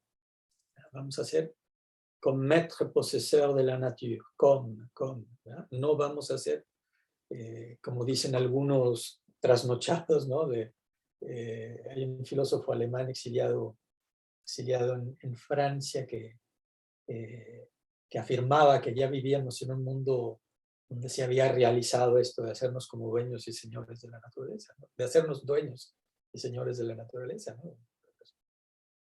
Espérate, bueno, y, en fin, recuerdo ese porque lo decía muy, muy literalmente. Hay un montón de otros que lo asumen, o que están ahora con sueños también de nuevo absolutamente ridículos, ¿no? Como estos que dicen que te van a hacer inmortales con los chips en el cerebro, porque van a, como en una memoria USB, ¿no? Te llevas tu información de este aparato a otro aparato, así te dicen que van a hacer con los cuerpos. Y hay precisamente, recuerdo ahora una conversación entre Michel Onfray y no me acuerdo quién más, que estaban hablando de esto como si fuera algo serio, ¿no? Entonces, Sí, los famosos transhumanismos, ¿no? Los famosos transhumanismos. Claro. Bueno, en fin, hablan en serio de una inmortalidad cibernética, bueno, como hablaban ya en los años anteriores de inteligencia artificial. O sea, eso es un oxímoron, no hay inteligencia artificial ni la habrá nunca, si tú sabes lo que es la inteligencia. Exactamente, de acuerdo, totalmente de acuerdo. Nunca la va a haber, y nunca va a haber, o sea, una inmortalidad de ese tipo es absolutamente ridícula, eso ni siquiera es inteligible, ¿no? O sea, es un sueño guajiro del orden de esos correos en los que te dicen que te ganaste la lotería de Inglaterra, ¿no? Cuando ni siquiera sabes cómo es un billete de lotería inglés, ¿no? Yo nunca lo he visto en mi vida, y esa lotería me la he ganado cientos de veces desde que hay correo electrónico, ¿no? Es ridículo. Pues quizá a lo mejor sí ganó, ¿no? Pues Sí, sí, ¿verdad? buenas tardes, Buenas tardes. doctor. Aquí me gustaría hacer un comentario y yo creo que también es algo importante, pues justo lo que había mencionado antes Raúl, ¿verdad? Que en la modernidad pues se ha reducido lo racional a lo mecánico y yo creo que esto es, pues yo creo que un paso, bueno, pues más bien un desvío importante en la tradición moderna, que pues es la tradición angloamericana, ¿verdad? Es cuando pues se decide reducir la conciencia, lo racional, a las funciones cerebrales, ¿verdad? Y es ahí cuando pues llega esto del determinismo del psicoanálisis, la gente que cree que puede emular, pues lo que estaban mencionando antes, la inteligencia artificial, que pueden emular la inteligencia con los algoritmos, ¿verdad? Lo cual pues sería algo muy, muy equivocado, ¿verdad? Pero pues eso sería el mayor problema, ¿verdad? La mecanización de lo racional es lo que, esa es la clave, lo que permite esta clase de pensamientos, ¿no? Claro, porque justamente decía uno de nuestros compañeros en alguna de las sesiones anteriores, ¿no? Cuando citando yo a Machado, dije aquello de pensar es deambular de calle en calleja, de calleja en callejón, hasta que encuentras la puerta del campo, ¿no? La salida a la realidad, ¿no? Y él decía, pensar es sopesar, pensar es, con lo cual se inclinaba más que hacia Descartes, pues hacia Leibniz, que es alguien que retoma un poco el estilo de la escolástica, ¿no? Pensar, para Leibniz, pensar es calcular. Si pensar es calcular, bueno, pues una calculadora piensa, pero si pensar es ver, ¿verdad? Es contemplar, es ser consciente de, y encima de ello, sobre todo, tener una actitud libre frente a eso que ves. Entonces ya estamos en una dimensión totalmente distinta, que es la que escapa precisamente a estos naturalismos que te dicen que el alma es la forma del cuerpo, o cómo era aquello, es el acto del cuerpo, ¿no? ¿Verdad? O sea, entonces estamos en todas estas posturas que meten al alma en la naturaleza, ¿verdad? Frente a las que precisamente Husserl subrayaba mucho eso, de no, espérate, la conciencia es algo que está fuera de eso, que más bien eso presupone la conciencia, sin calar el propio Husserl lo suficiente, hasta donde yo conozco a Husserl, así no me brincan los discípulos de este, ¿no? Que bueno, sería interesante. Lo verdaderamente nuclear, esencial en la res cogitans no es, no es el pienso, sino el quiero. ¿Verdad? O sea, es la voluntad, pues.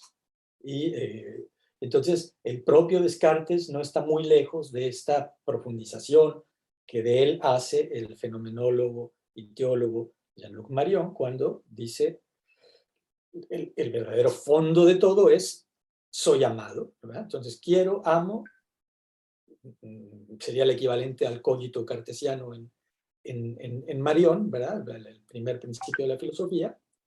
Y luego, como en Descartes hay que profundizar en el existe Dios, en Marion hay que profundizar en el soy amado. Y lo primero es soy amado, ¿no? Lo primero en Descartes es en las meditaciones metafísicas cartesianas, es existe Dios. Lo primero en la lectura fenomenológica y teológica que Marion hace de todo esto es soy amado.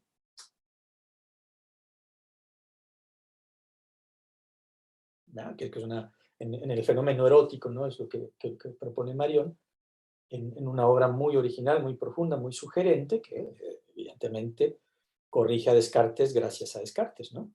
Profundiza todavía más en Descartes gracias pues, al trabajo cartesiano, cosa que Marion sería el último en querer ocultar, ¿no? ¿Cómo ven? Sí, es esta esta, digamos, podríamos decir tradición que la voluntad es la primicia, ¿no? O sea, al fin y al cabo, lo más parecido que tenemos, si lo pensamos, lo más parecido a que, si hablamos de persona, persona en sí solo Dios, nosotros somos como personas, y lo más parecido que podemos tener es en la voluntad, ¿no? O sea, es en la libertad, y es en lo que más nos parecemos, ¿no? Este, obviamente está en la cuestión racional, como es, o sea, como aquel que piensa verdades eternas, no solamente como una especie de computadora, no son verdades que van más allá de lo raciocinio, de lo mecánico, de saber manejar una herramienta, porque también el chimpancé sabe manejar un martillo, ¿no?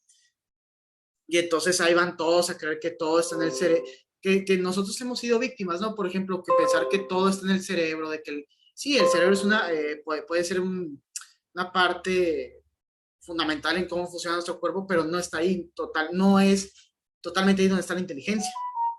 Por ejemplo, el chimpancé también tiene cerebro, la ballena tiene cerebro, y el chimpancé sabe usar una herramienta, sí, pero no, y puede ser análogamente inteligente, ¿no? Listo, en usar martillos, pero eso no es la inteligencia. Eso no es la inteligencia humana profunda con la cual nos relacionamos más. Y eso está relacionado con la voluntad, precisamente, ¿no? Entonces, tiene que ver con... Fíjese qué interesante que en Descartes se puede reafirmar la persona. Claro, lo que les iba a decir, que de nuevo cito a Miguel García Baró en Descartes y Herederos, donde hace esta observación pues, muy pertinente de que Descartes describe su hallazgo con el lenguaje de la escolástica y que si hubiese tenido el lenguaje pues, por tanto tiempo, por más de un siglo trabajado por la fenomenología, podría precisar mucho más, ¿no? Bueno, pues justamente él dice que ahí encuentra una res cogitans con el lenguaje de la escuela, pero podríamos decir que no, más bien hay que decir que lo que encuentra es el núcleo de la persona, ¿no? El recinto más íntimo de qué? De la persona, donde el pensamiento es absolutamente fundamental, pero lo más esencial es la libertad.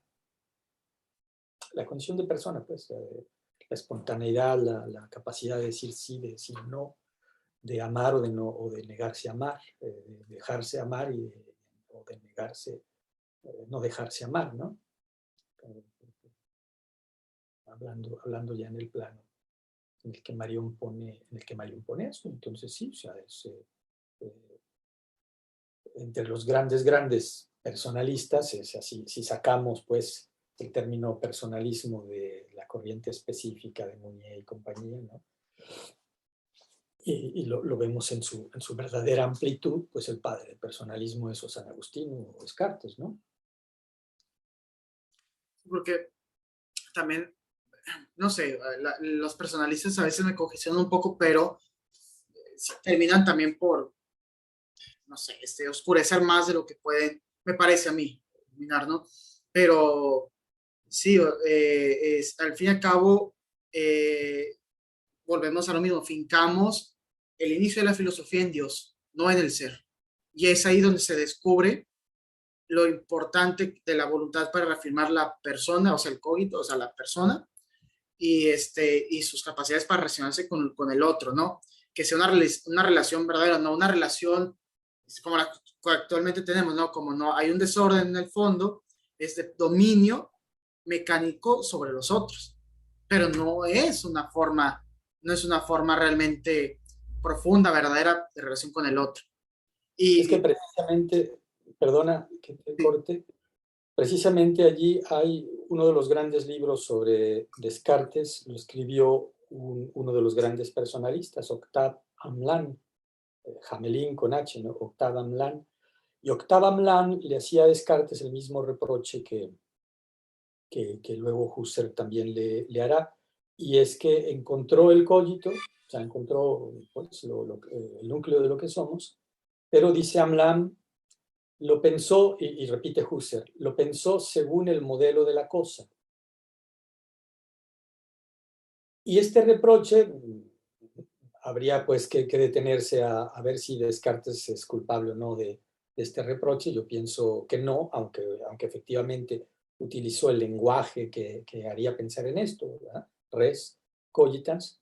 Pero bueno, si este reproche se le puede hacer a Descartes, sobre todo se le puede hacer a lo que está antes de Descartes, ¿no? Sobre todo se le puede hacer a Aristóteles, a Porfirio, etcétera, etcétera, y bueno, pues también a la escolástica, ¿no? O sea, la escolástica piensa lo que soy, lo que somos, según el modelo de la cosa, con un naturalismo, pues, que hace que el alma forme parte del árbol de Porfirio, para decirlo en una sola, con una sola imagen, ¿no?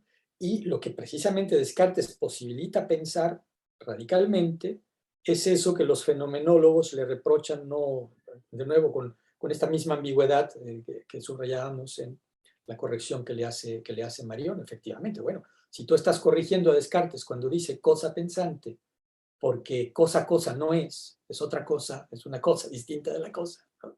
Es una persona, no es una cosa, ¿verdad? O sea, lo que él descubre no es una cosa pensante, pues una computadora, ¿no? Si entendemos por pensar, pues esta impropia imagen de lo que es el pensamiento como conexión de informaciones, ¿no? Cálculos, etcétera, etcétera, ¿no? Entonces, no es cosa pensante, es una persona, ¿verdad?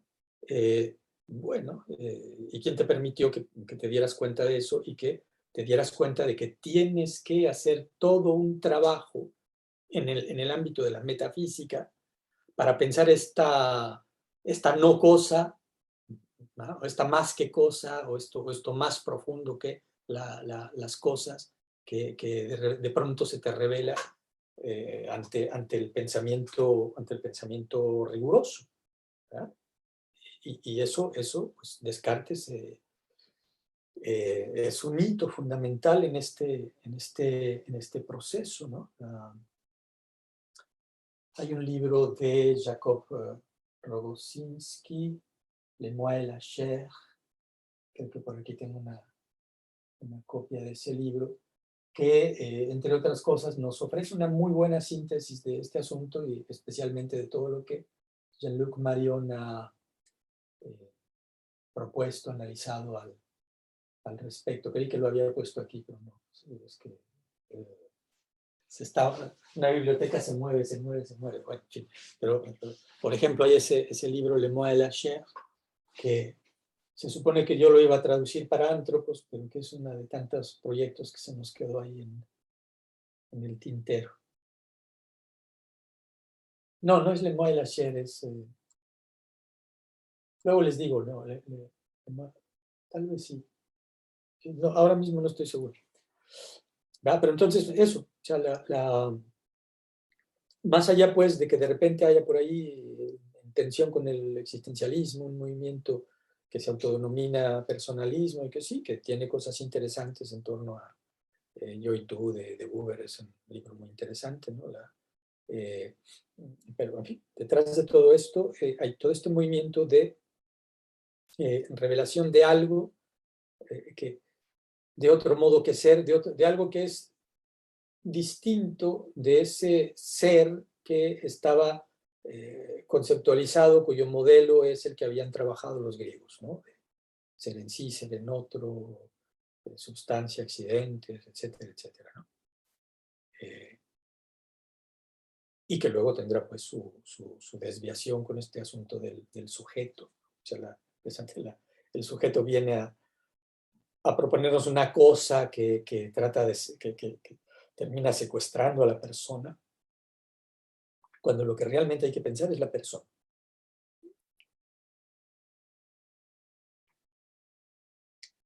Y eso es lo que fundamentalmente descubre ahí Descartes y lo que falsea Fichte, pues, cuando lo que nos dice es que yo soy un yo empírico, ¿no? Que soy una mera ilusión y que lo que realmente hay que pensar es eso que estando detrás de mí y de los demás yoes empíricos, dice yo, a través de todos los yoes empíricos que no son sino ilusiones, digamos, ¿no? O sea, fíjense, se apropia del cogito y lo niega, ¿no? Uh-huh. A la manera de Spinoza, pero al servicio de un sujeto, ¿no?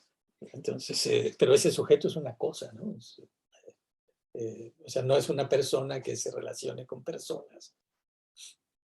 En fin, el verdadero descubrimiento de la persona, y ese descubrimiento es lo que lo que hace de Descartes un pensador radicalmente más profundo que toda esta tradición que dice que Descartes lo echó todo a perder, ¿no?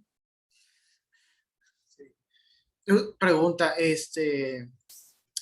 bueno, yo sí le quiero preguntar un poquito más personal, ¿no? Porque usted tuvo un trato con Miguel Ayuso y con toda esa escuela tradicionalista, ¿no? No hubo mucho estas riñas con ellos en ese aspecto, o disputas. No, o sea, hablamos y pues es gente muy, muy, muy seria, muy educada, ¿no? Yo estaba ahí sobre todo para pues, empaparme un poco más de esa tradición a la que ellos pertenecen, de pensamiento político tradicional, que pues, yo por los lugares donde me he formado, pues no la conocía y me parece muy interesante, muy pertinente, ¿no? Y yo claramente les dije, bueno, ustedes me atraen mucho, pero miren, yo creo que con Descartes están equivocados. Ellos me escucharon muy amablemente y eso es todo, ¿no? Porque es que, no sé, Miguel Ayuso no se dedica a esto. Miguel Ayuso se dedica a pensamiento político. Ya. Todo el pensamiento metafísico ellos lo dan por sentado. O sea, lo heredan. Y yo creo que ahí hay un gran problema, no solo con ellos, sino en general en muchos pensadores, muchos católicos, ¿no? Como hemos visto precisamente en este seminario, hay una gran, sobre todo, hay una relación muy poco eficaz con nuestro tiempo, que podría mejorar mucho si se relativiza su relación con esa. Ahora mismo, esta mañana estaba la noticia eh, de este monje español que publicó un libro sobre la hispanidad, un benedictino, ¿no? Igual, como les decía, ¿no? O sea, yo veo los titulares, esto me parece interesante, le hago clic en Religión en Libertad, creo que vi eso. Y luego, pues, esto me llevó a un video, lo empecé a escuchar, escuché 10 minutos del video. Y de nuevo, este monje benedictino, la misma historia que te lees, por ejemplo, en la hispanidad como problema de Miguel Ayuso, ¿no? Este resumen de cómo todas estas rupturas de la cristiandad con Lutero, con Occam, etcétera, etcétera, ¿no?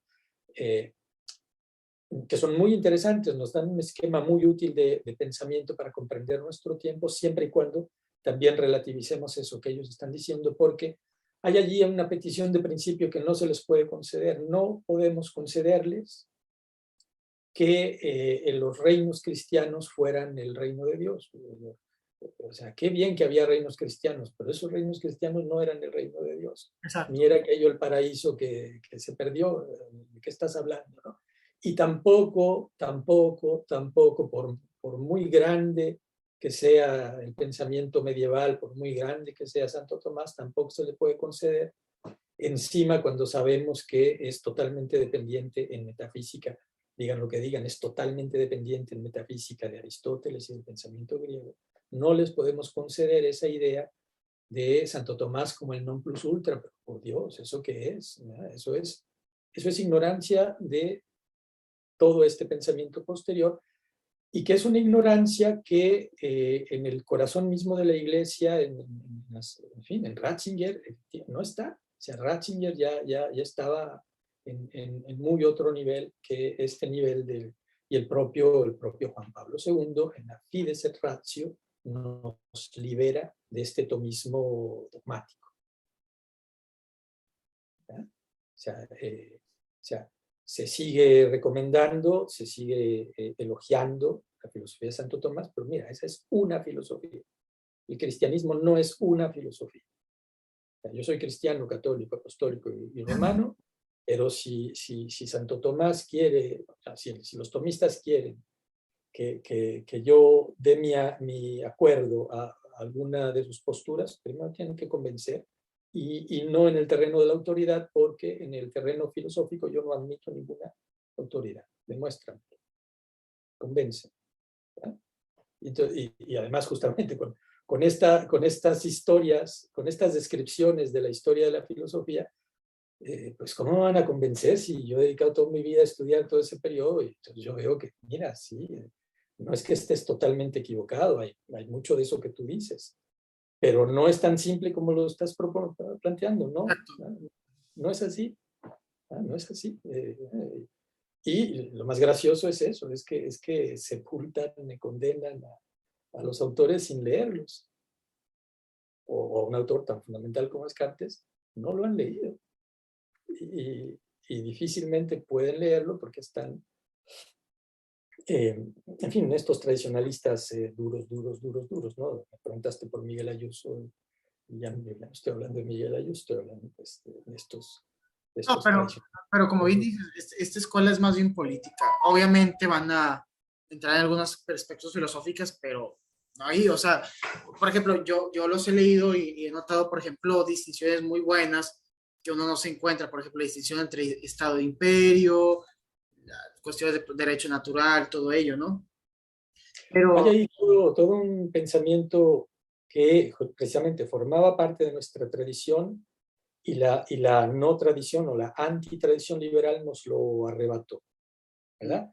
Ellos son muy fueristas, ¿verdad? Y eso del fuero, pues nosotros no entendemos qué es, pero apenas empiezas a leerlos, te das cuenta de que ahí está la clave de por qué en México o en nuestra América no somos países de leyes. ¿Por qué? Porque nuestra cultura jurídica era otra, esa que ellos dicen, esa que ellos están estudiando, esa que ellos te muestran. Esa era intrahistóricamente, como diría Unamuno, nuestra cultura política. Y a nosotros nos hablan de Hobbes, de Rousseau, de Montesquieu, de todo esto, que eso no tiene nada que ver con nosotros, y que precisamente tú ves cómo la teoría, el pensamiento político, si lo hay, cuando lo hay, que tú ves en las universidades, no tiene prácticamente nada que ver con la realidad jurídica nuestra, ¿no?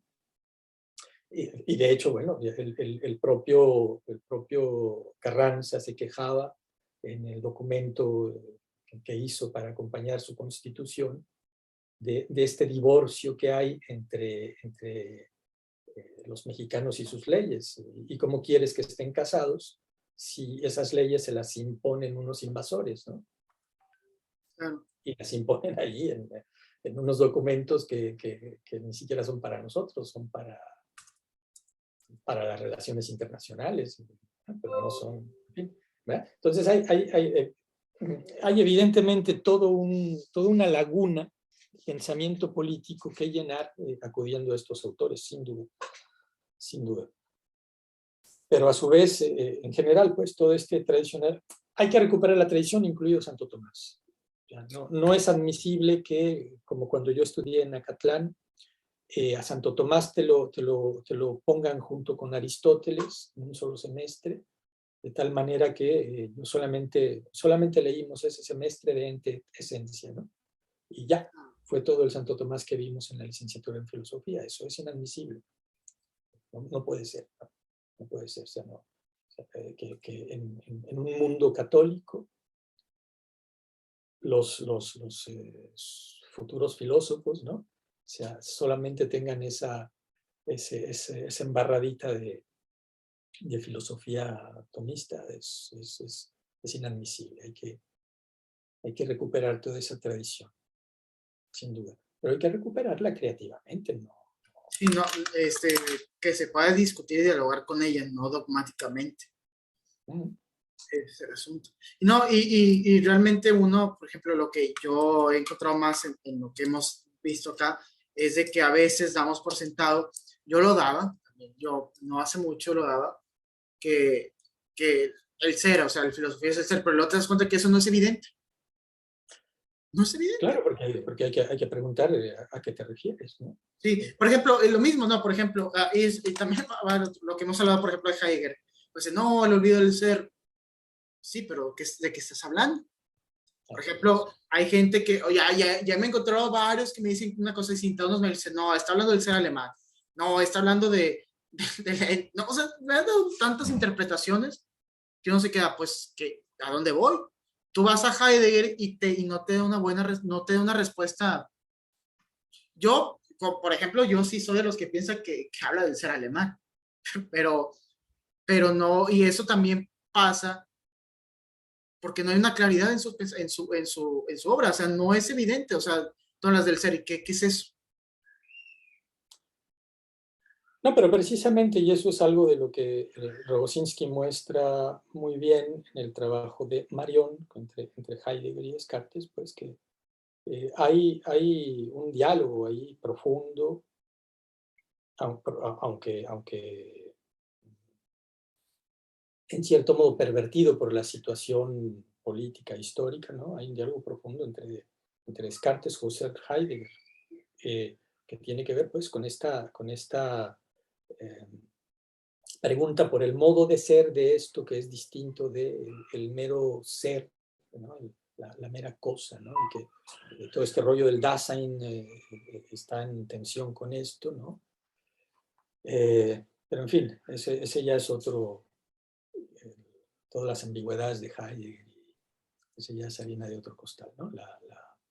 El, precisamente el planteamiento claro y distinto pues arraiga en Descartes. Pero ya aquí ya son las 8:19 y entonces me tengo que ir despidiendo y pues ahí le retomamos la próxima sesión.